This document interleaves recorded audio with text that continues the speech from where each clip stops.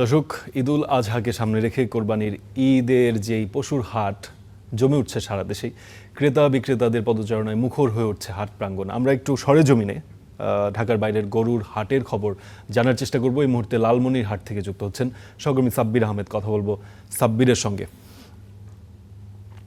সাব্বির, হাটের পরিস্থিতি সম্পর্কে একটু জানাবেন, দরদাম এবং সার্বিক পরিস্থিতি নিয়ে ক্রেতা এবং বিক্রেতারা কি বলছেন?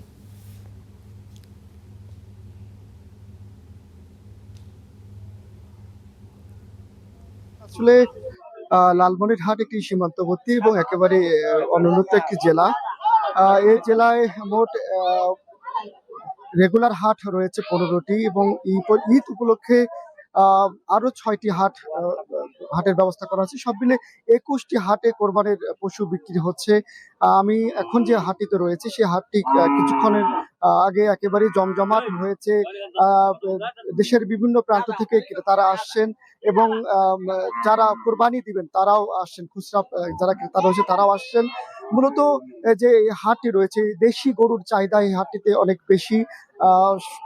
60 থেকে 80 হাজার টাকার মধ্যে খুব ভালো দেশি গরু পাওয়া যাচ্ছে এবং 1,20,000 থেকে 1,50,000 টাকা মূল্যে অনেক ভালো গরু পাওয়া যাচ্ছে। এবং এর আগে এই যে আমি 60,000 টাকা এবং 1,20,000 টাকার কথা বললাম, এর আগে এই গরুগুলো 20,000 থেকে 30,000 টাকা বেশি দামে বিক্রি হচ্ছিল বলে আমাকে যারা ক্রেতা এবং বিক্রেতা রয়েছে তারা বলেছেন। মূলত এই লালমনিরহাট একটি কৃষি প্রধান দেশ। ধানের দাম কম এবং তামাকের একটু এই এলাকায় অঞ্চলে তামাক চাষ হয়ে থাকে। তামাকের চাষ কম হওয়ার কারণে এই হাটগুলোতে বেশি দামে কম দামে গরু বিক্রি হচ্ছে।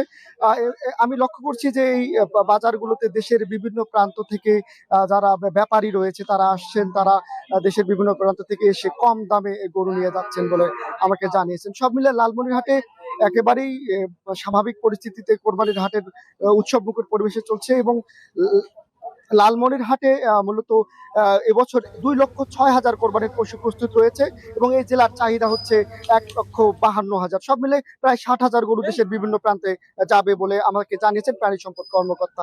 এবং সীমান্তে নজরদারি বৃদ্ধি করা হয়েছে। সব মিলে লালমনিরহাটের পশুর বাজার স্বাভাবিক এবং খুব জমজমাট রয়েছে। ফারদিন।